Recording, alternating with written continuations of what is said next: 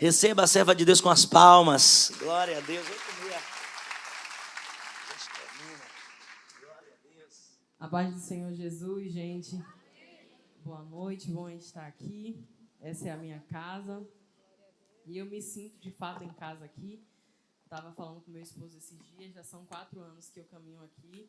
E para mim passou rápido, passou voando. Para mim era só 1, era só 2, mas já foram 4. E louvado seja Deus.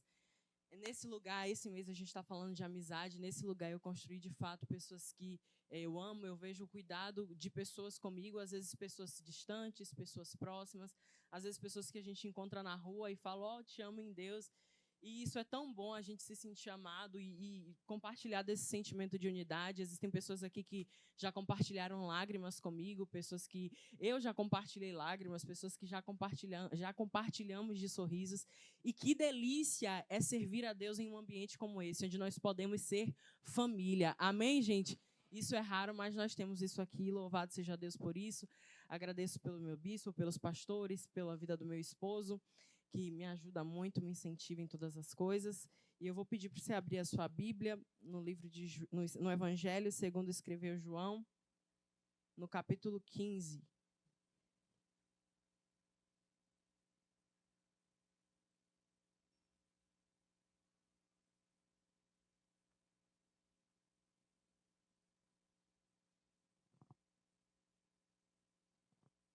Quando você achar, você vai dando um glória a Deus bem forte, só para aquecer o espírito. Tão rápido mesmo. João capítulo 15, a gente vai ler a partir do versículo 12.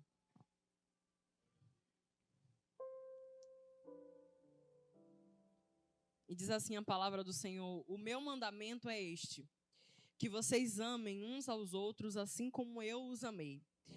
E ninguém tem maior amor do que este, de alguém dar a vida pelos seus amigos. Vocês são meus amigos se fazem o que eu lhe ordeno. Já não chamo vocês de servos, porque o servo não sabe o que o Senhor faz. Mas tenho chamado vocês de amigos. De que igreja? Porque tudo o que ouvi de meu Pai, eu lhes dei a conhecer. Não foram vocês que me escolheram, pelo contrário, eu os escolhi e os designei para que vão e deem fruto, e o fruto de vocês permaneça, a fim de que tudo o que pedirem ao Pai em meu nome, Ele lhes conceda. Inclina a sua cabeça, feche os seus olhos. Pai, essa é a tua palavra. E uma vez mais nós te pedimos, nos ministre nessa noite, porque a tua palavra é pão para aquele que está faminto, a tua palavra é a fonte para aquele que tem sede, a tua palavra é bússola para aquele que está desnorteado. Deus, é a tua palavra que nos guia, nos direciona, nos fortalece. E eu sei, meu Deus, que cada um saiu de casa, saiu de onde estava para vir aqui hoje, não para ouvir uma palestra, não porque não tinha o que fazer. Não, Senhor, todos estamos aqui porque queremos ouvir a tua palavra. Viemos prestar um culto ao Senhor, como o Senhor disse, um sacrifício vivo, o nosso culto racional, mas também receber de ti a palavra que vai nos alimentar durante a semana. Senhor, os dias são maus, nós vemos tantas coisas ruins acontecendo, mas é na tua palavra que nós mantemos o nosso pé firme. É na tua palavra, meu Deus, que a luz do Senhor brilha em nosso entendimento e nós temos clareza. E eu te peço nessa noite, nos ministra, em nome de Jesus e para a glória de Jesus. Amém, gente? Pode olhar aqui para o altar. O Evangelho segundo escreveu João é um dos que eu mais gosto, é a ótica que eu mais gosto de ler o Evangelho. Por quê? Porque a gente tem ali 4, né? Mateus, Marcos, Lucas e João. Mateus, Marcos e Lucas, conhecido como os evangelhos sinóticos, e o de João, o não sinótico, porque é sobre uma ótica diferente que ele escreve a respeito de Jesus. Então, se você ler os evangelhos, você vai perceber que Mateus, Marcos e Lucas, eles escrevem de forma muito semelhante, com propósitos específicos, mas de forma semelhante. João, apesar de escrever alguns dos relatos que os outros também escreveram, ele escreve coisas que os outros não escreveram. E até aquilo que escreve nos mesmos acontecimentos que os outros, ele escreve sobre uma ótica diferente. João escreve o seu evangelho porque ele quer revelar, ele quer que todos saibam que Jesus é o Filho de Deus. Ele quer que todos entendam, não, ele não é só um profeta, ele não é só um enviado, ele é o Filho de Deus. Então, em todo o evangelho, ele tenta revelar isso no seu escrito, para que todos tivessem essa consciência. Sim, ele era 100% homem, mas também 100% Deus, aleluia. E a Bíblia diz, e ele escreve aqui alguns relatos, e nesse compêndio aqui que a gente está lendo, só para você entender e contextualizar, João, ele escreve a respeito de Jesus no capítulo 11, sobre Jesus em Betânia, que é Maria ungindo os pés de Jesus. E isso está no capítulo 11. No capítulo 12 você vai ver já sobre a morte de Lázaro. No capítulo 13 você vai ver sobre Jesus falando e ministrando sobre a sua morte, a sua ressurreição. No capítulo 14, já na última ceia, você vai perceber Jesus com os discípulos já em mesa e falando e dando o seu último sermão. Digamos que Jesus, naquele dia, dando o seu último sermão, ele começa a falar sobre várias coisas. O sermão, ele vai se estender aí do capítulo 14 até mais ou menos o 17, onde ele encerra com a oração sacerdotal. Só que onde a gente leu aqui no capítulo 15, ele começa falando sobre a videira, e ele começa dizendo assim, olha, eu sou a videira e vocês são os ramos. Mais do que isso, ele começa dizendo, eu sendo a videira e vocês os ramos, vocês precisam entender que longe de mim não tem como vocês darem frutos. E aí, um versículo mega conhecido, que é aquele que ele diz, sem mim nada podereis fazer. Está aqui em casa, você lê o capítulo inteiro. Então, Jesus inicia falando sobre isso. E quando Jesus começa a dizer, eu sou a videira e vocês são os ramos, você vai perceber que em todo o contexto, Jesus ele começa a dizer, vocês precisam permanecer em mim. Então Jesus diz, permaneçam em mim e eu vou permanecer em vós. Permaneçam em mim e vocês vão dar frutos. Você começa a perceber que a narrativa é muito voltada para o fato de que Jesus está dizendo, vocês precisam permanecer em mim. Então, só para que fique gravado no seu coração e você não saia daqui e esqueça, declara assim em voz alta, amigos permanecem até o fim. O próprio João, do qual a gente leu aqui, a Bíblia vai dizer que Jesus ele andava com muitos. Jesus ele andava sempre rodeado de uma multidão. Ele tinha ali mais próximo 70 discípulos, tinha os 12 ainda mais próximo. Dos 12 ele tinha 3, a saber, Pedro, Tiago e João. E desses 3, a Bíblia ainda vai dizer o discípulo amado que era João. E apesar de alguns questionarem essa relação de discípulo amado, porque foi ele mesmo que escreveu a respeito dele, não dá para questionar o fato de que quem estava com Jesus até o fim era João. Não dá para questionar o fato de que no dia da crucificação, Jesus crucificado, quem estava aos pés era João e Maria, sua mãe. Então alguém pode até contestar o fato dele dizer que era o discípulo mais amado, mas ninguém pode contestar a ação de que ele estava lá até o fim. Então Jesus, aqui ele começa dizendo, eu preciso que vocês permaneçam em mim. E aqui a gente tem uma relação muito forte que é preciso entender o porquê do permanecer. E a primeira coisa é a consciência de entender que o permanecer parte de nós. Você vai perceber que há uma disponibilidade do Senhor em estar ali. Então ele diz, permaneçam. Ele também vai dizer, buscar-me-eis e me achareis quando me buscardes de todo o coração. O próprio Deus vai dizer, pede-me e eu te darei as nações por herança. Você vai perceber uma disponibilidade do Senhor a nós, digamos assim. Você vai perceber que não há um travar do Senhor. E às vezes a gente quer atribuir uma distância a Deus a qual não é a Ele que a gente deve atribuir. Às vezes alguém diz, Deus está distante de mim, mas a grande realidade é, Deus não está distante. Quem está distante somos nós. A grande questão é a gente tentando atribuir a Deus coisas que é atribuída à nossa falta de busca. Então ele está dizendo, olha, eu preciso que vocês entendam que a decisão de permanecer vai partir de você. E Deus dizendo, eu preciso que você entenda que o ir embora e o ficar é uma decisão que vai do seu coração. Mas o que eu digo e o que eu quero é permaneça em mim. E o pior é, tudo vai tentar te tirar dele. Todas as distrações, todas as coisas, tudo aquilo que é criado em forma de entretenimento, tudo vai tentar te tirar de Deus. As suas atividades, o entretenimento gerado, tudo vai tentar te tirar. Pessoas com as suas ideologias vão tentar te tirar de Deus. As situações que acontecem às vezes dentro da sua casa vão tentar te tirar de Deus. Mas a palavra que você precisa guardar é o permaneçam em mim. Ao longo da história, pessoas criaram as suas ideologias. Ao longo da história, pessoas começaram a dizer que Jesus era uma invenção. Houve um grupo de homens conhecido como racionalistas, que eles diziam que os milagres eram invenção dos apóstolos. Houve um grupo de homens chamados liberais que disseram que Jesus, olha que coisa, eles diziam que Deus é um produto do homem, que a religião é criada a partir da necessidade do homem. Eles queriam invalidar Jesus. Durante a história, já quiseram invalidar a palavra, quiseram invalidar o poder de Deus, quiseram invalidar a existência do próprio Deus. Mas o que nós cremos, o que eu creio e o que você precisa crer é o que está escrito a respeito dele.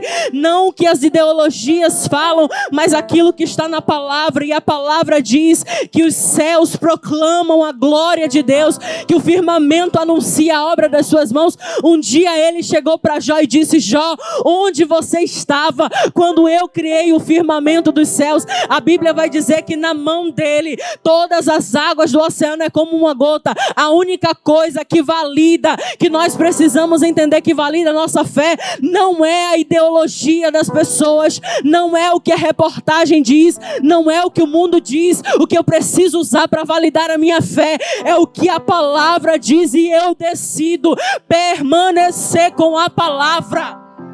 Eu decido.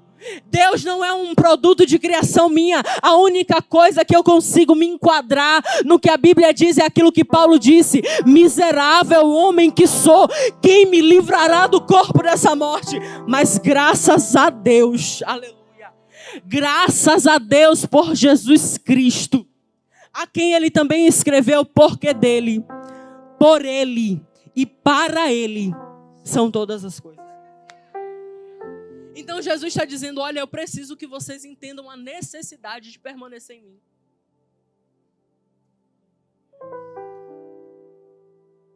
Entendam não só a necessidade de permanecer em mim, mas ele vai seguir dizendo: olha, ninguém tem maior amor do que este, que alguém dá a sua própria vida pelos seus amigos. Só que a essa relação de amizade ele coloca um condicionante. Então no versículo 14, ele diz assim: olha, vocês são os meus amigos se vocês fazem o que eu lhes ordeno. Olha aqui para o altar. O próprio Jesus, ele coloca um condicionamento na relação de amizade. Ele diz assim: para você ser meu amigo, você precisa entender que você precisa fazer o que eu ordeno, ou seja, você precisa me obedecer. Aqui parece que a gente tem uma elevação de nível, né? A gente está vendo alguém aqui agora está passando a ser amigo de Deus, e coisa linda é ser amigo de Deus. Mas toda relação de intimidade com Deus, ela vai exigir obediência. Toda relação de intimidade com Deus, ela vai exigir de nós algumas renúncias.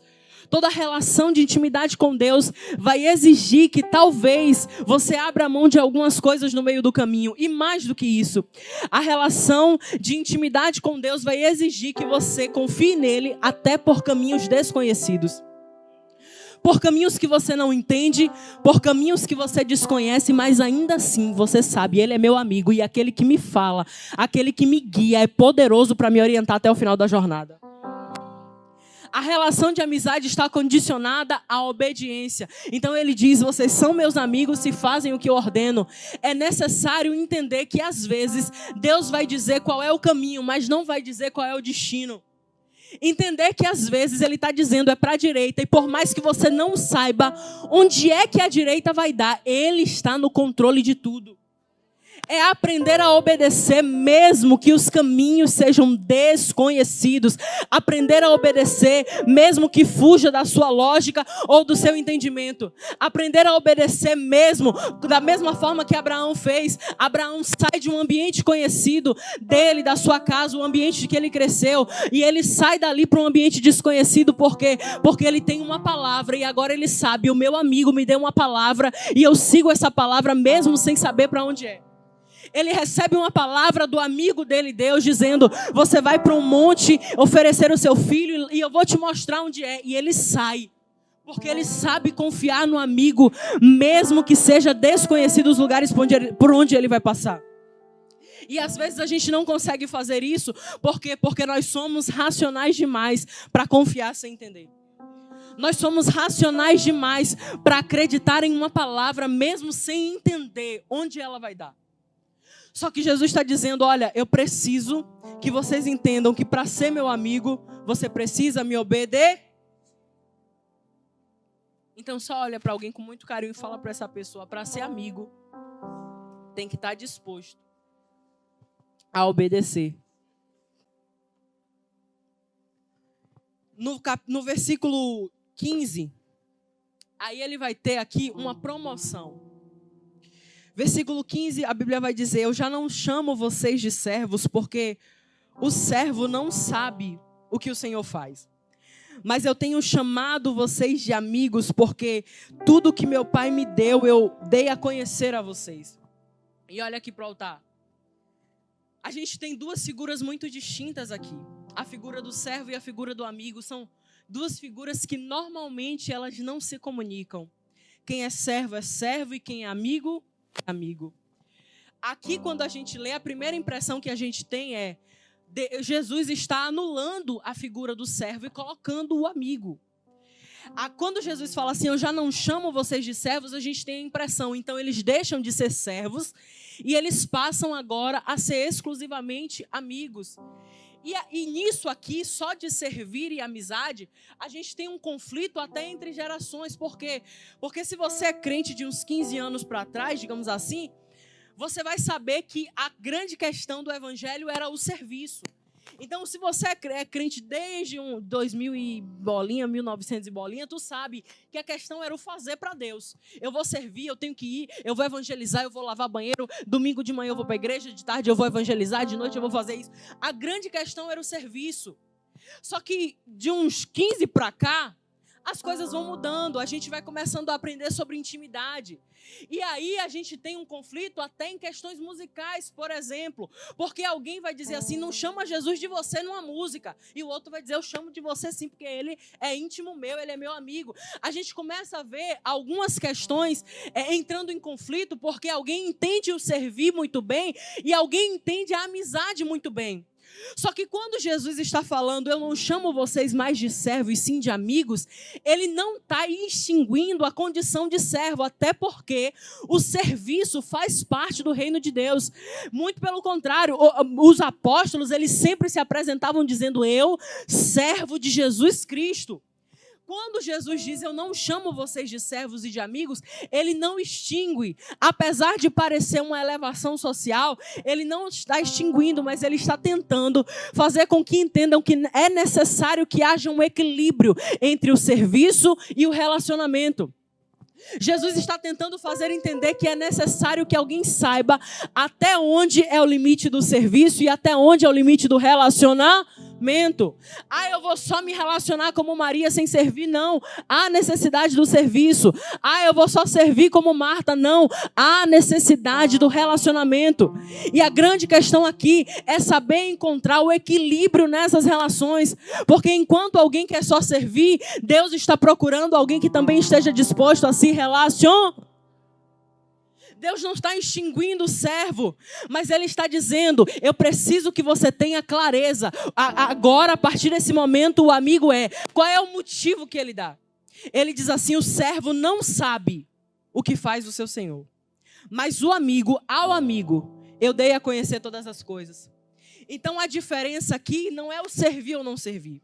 A diferença aqui é o acesso à informação. A diferença aqui é a clareza, aquilo que está sendo feito.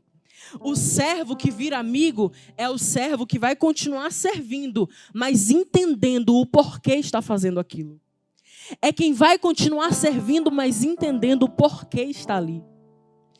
Às vezes alguém se movimenta, alguém faz algo para Deus, às vezes a gente serve a Deus, mas a gente não tem clareza do porquê está fazendo isso. A grande questão é, às vezes eu entrego com as minhas mãos, mas não entrego o meu coração. E Deus, Ele não quer as suas mãos sem ter o seu coração. Deus não quer o seu dinheiro sem ter a sua vida. A grande questão aqui é o Senhor dizendo: eu quero você por inteiro. O seu serviço, mas também o seu relacionamento. A sua entrega, mas também a sua vida. A grande questão é entender aqui: eu preciso ser servo, mas eu também preciso ser amigo. Porque um dia, quando Deus foi derramar dilúvio sobre a terra, Ele diz: Noé, eu quero que você construa uma arca. E Noé vai construir a arca. Mas Deus não quer só o serviço de Noé. Ele é íntimo, Noé achou graça aos olhos deles. Então Ele diz: ó Noé, eu vou te revelar o porquê você vai construir uma arca. Você vai construir uma arca porque eu vou derramar dilúvio sobre a terra. Um dia Deus disse: eu vou esconder do meu amigo Abraão o que eu estou para fazer em Sodoma. A grande questão é: eu preciso saber que há serviço, mas também há relacionamento. E Deus procura aqueles que estão dispostos, sim, a se relacionar enquanto servem. Deus procura aqueles que entendem a visão pela qual eles estão se movimentando. Você sabe por que você está vindo à igreja um domingo à noite? Você sabe por que você saiu da sua casa hoje? Você veio só por causa da sua rotina? Ou você veio porque você sabe que Deus é o Deus da sua vida e que você depende dele? Você veio só para receber algo do Senhor? Ou você veio porque você sabe, hoje também é dia de eu entregar mais do que receber. Eu vim aqui disposto a entregar a Ele. Às vezes o nosso serviço toma o nosso tempo. E às vezes a gente faz. E o Senhor está dizendo: eu estou esperando o momento em que você vem me encontrar. Eu estou esperando o momento em que você vem na minha presença e se rende, se entrega. E aí Ele vai dizer aos amigos: porque tudo o que eu ouvi de meu Pai eu lhes dei a conhecer. Não foram vocês que me escolheram, pelo contrário, eu os escolhi e os designei para que vocês vão e deem frutos, e o fruto permaneça. Eu preciso que você preste bastante atenção aqui e eu já vou terminar.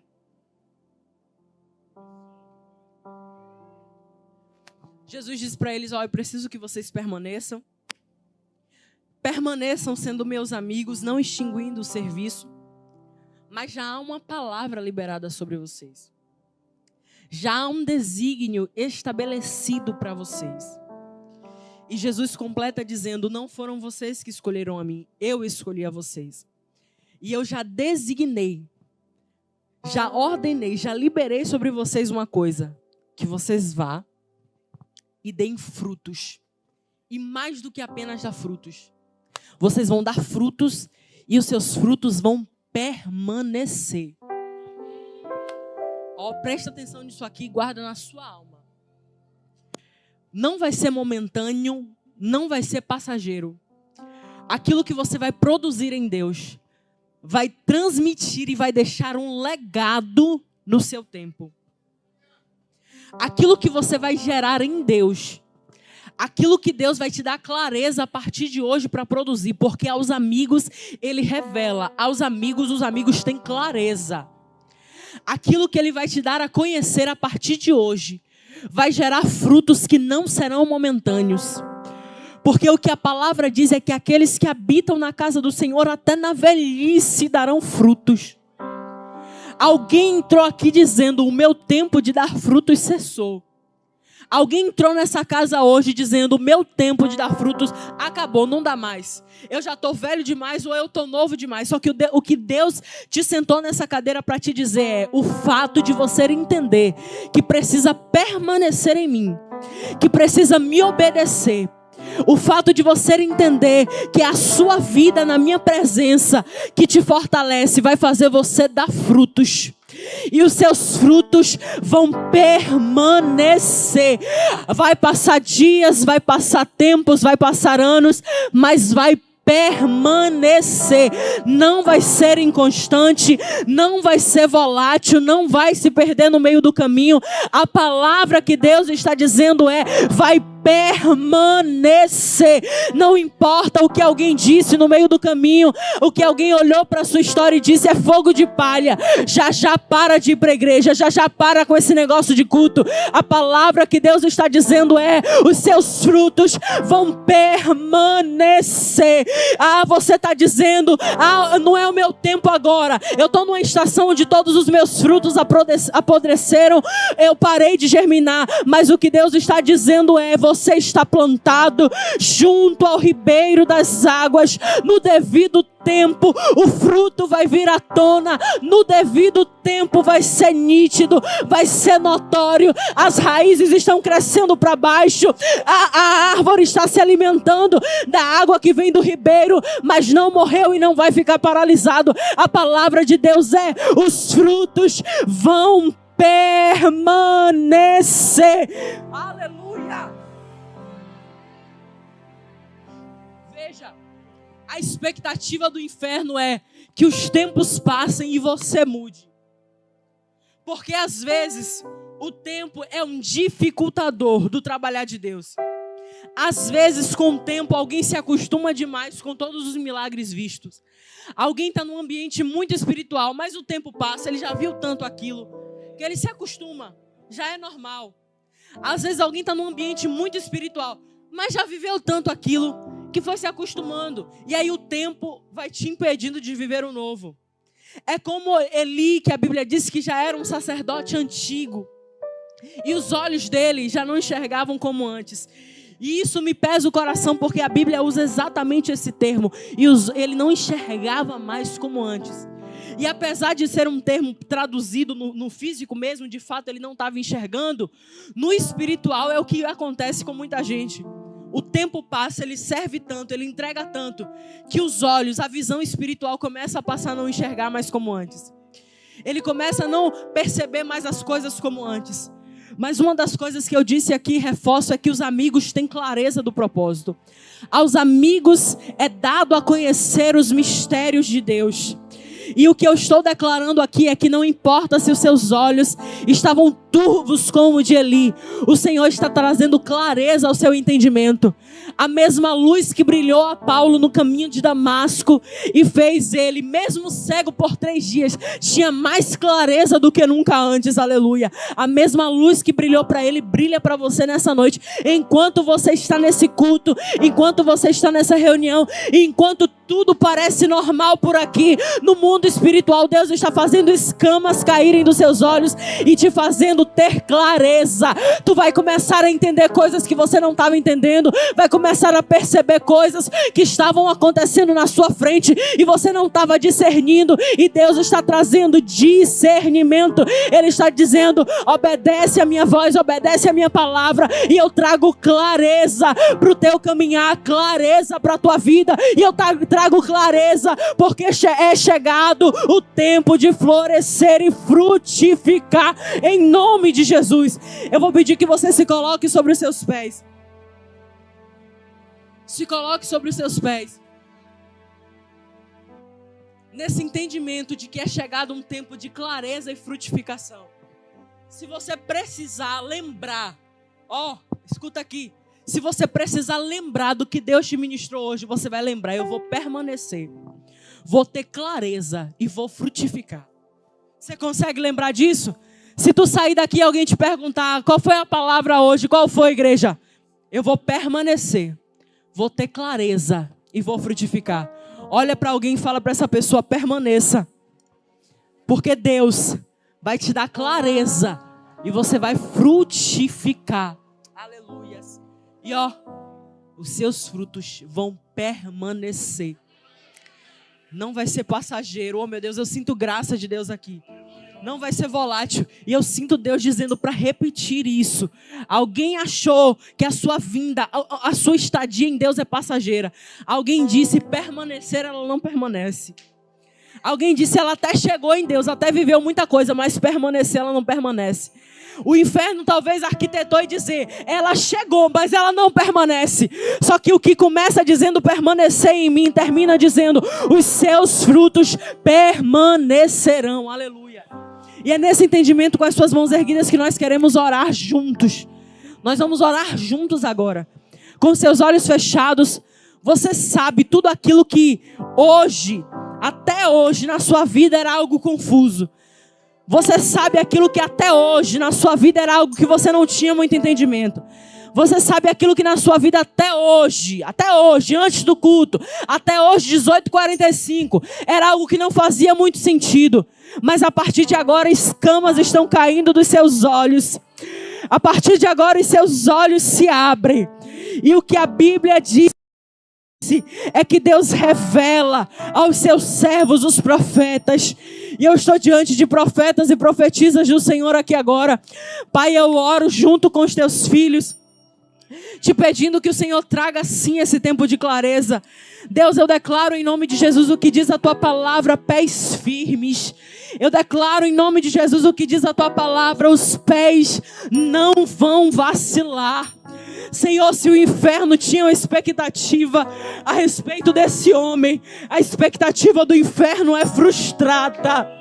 A tua palavra diz que um dia Paulo, depois de um naufrágio, parou em uma ilha e foi mordido, enrolado por uma víbora venenosa. E os homens daquela terra olharam e disseram, ele vai morrer.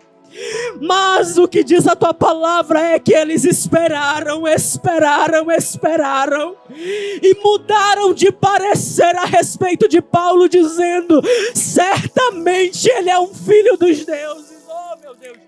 Porque tendo sobrevivido a um naufrágio, também sobreviveu ao veneno de uma cobra. Deus, nós vamos permanecer. O inferno tentou, meu Deus, impedir a visão clara de alguém, mas eu declaro que do altar até o estacionamento dessa igreja, a luz está brilhando e o Senhor está trazendo clareza. Eu declaro que deste altar até a última pessoa dessa igreja, o Senhor está liberando uma unção nova, uma graça nova, uma autoridade nova. Meu Deus, as tuas águas estão regando as nossas raízes e o tempo de frutificar está chegando, o tempo de florescer está chegando. E eu declaro em nome de Jesus essa firmeza nos passos, essa clareza nos olhos, essa autoridade no falar. Meu Deus, a frutificação notória. Eu declaro, meu Deus, sobre os ministros, os pastores dessa casa, frutificação.